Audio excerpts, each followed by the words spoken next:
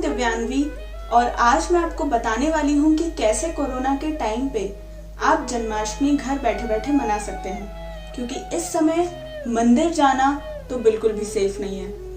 तो दोस्तों, जन्माष्टमी क्या है? जन्माष्टमी है बर्थडे। किसका? कृष्ण भगवान का।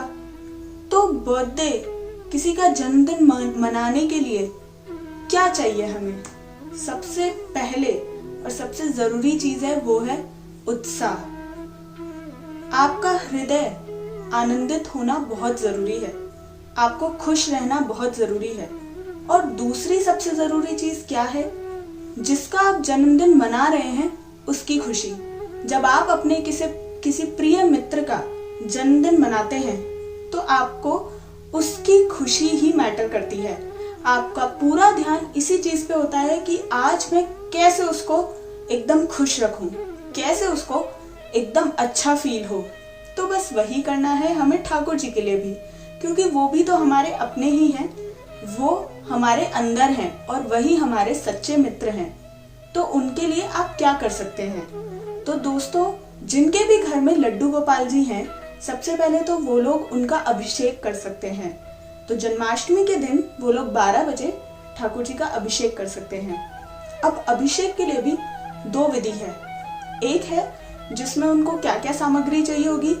उनको चाहिए दही, दूध, शहद और जो भी सीजनल फ्रूट्स इस समय उपलब्ध हैं उनका जूस घर पे ही बना के आप ये कर सकते हैं। दूसरी विधि है जिसमें उनको चाहिए होगा दूध, दही, शहद, घी और बूरा। ये बिल्कुल बेसिक है लेकिन सबसे ज्यादा ऑथेंटिक है। तो आप जो मन से कर सकते हैं वो आप कीजिए। तो अगर आप पहली विधि के साथ जाते हैं जिसमें हमारे पास दूध, दही, शहद और सीजनल फ्रूट्स हैं, उनका जूस है, उसमें आपको किस प्रकार उनका अभिषेक कराना है तो उसका एक प्रॉपर पैटर्न है। तो सबसे पहले आप उनका अभिषेक कराएंगे दही से, फिर दूध से, फिर शहद से और फिर जो भी आपके पास जूसेस हैं उनसे एक एक करके। जो दूसरी हमारी विधि है जिसमें हमारे पास दूध है, दही है, घी है, बूरा है और शहद है, उसमें आप कैसे अभिषेक करेंगे? तो उसमें सबसे पहले आप उनका अभिषेक कराएंगे दूध से, फिर दही से, उसके बाद बूरा, उसके बाद शहद और फिर घी।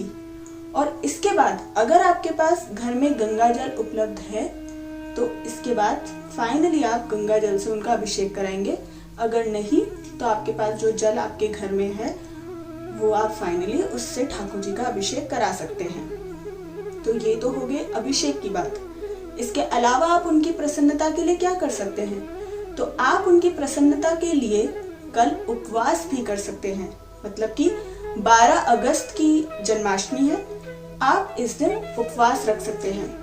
अब कुछ लोग उपवास का नाम सुनते ही डर जाते हैं कि अरे पूरा दिन भूखा रहना पड़ेगा, मुझे तो सरदर्द सूट नहीं करता है, पूरे दिन एसिडिटी की प्रॉब्लम होने लगती है।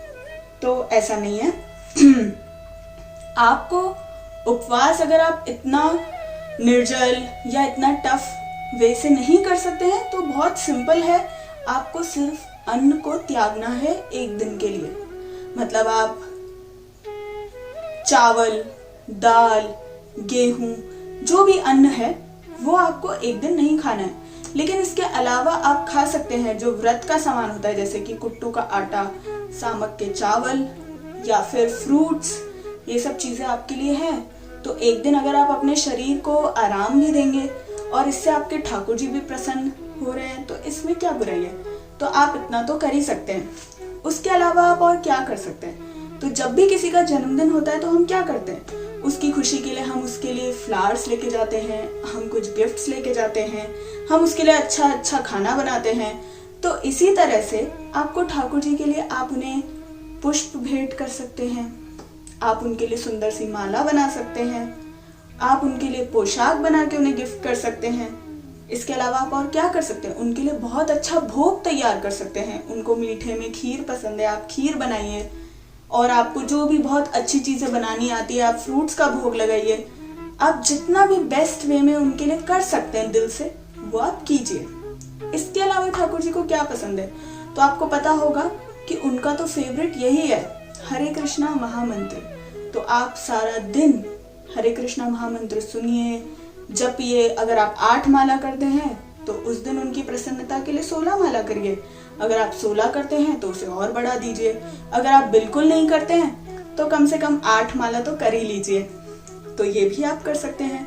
इसके अलावा आप क्या कर सकते हैं, इसके अलावा आप पूरे दिन भजन सुनिए अपनी खुद की प्रसन्नता के लिए। इससे आपका हृदय प्रसन्न रहेगा, आप आनंदित फील करेंगे। और आप क्या कर सकते हैं, आपने जब तो किया ही है, अब आप कुछ अच्छी बुक्स पढ़ सकते हैं ठाकुर जी से रिलेटेड। इसके अलावा आप क्या कर सकते हैं, अगर आप ये सब कुछ भी नहीं कर पा रहे हैं, आपको लगता है नहीं मुझे बुक्स पढ़ने में तो कुछ मज़ा नहीं आ रहा है, मैं कुछ ठाकुर जी से रिलेटेड ऑडियो सुन रही हूँ तो मुझे तो अच्छा नहीं लग रहा है, कुछ समझ ही नहीं आ रहा है, कीर्तन भी नहीं हो पा रहा है, तो आप लिटिल कृष्णा देख लीजिए। वो एनिमेटेड फॉर्म में और बहुत ही इंटरेस्टिंग वे में आपको कृष्ण भगवान के बारे में, उनकी लीलाओं के बारे में उन्होंने बता रखा है। तो इस तरह से भी आप पूरा दिन उनका चिंतन कर सकते हैं। तो इस तरह से आप एकदम सेफ तरीके से कोरोना वायरस से बचते हुए कल जन्माष्टमी का पूरा आनंद ले सकते हैं।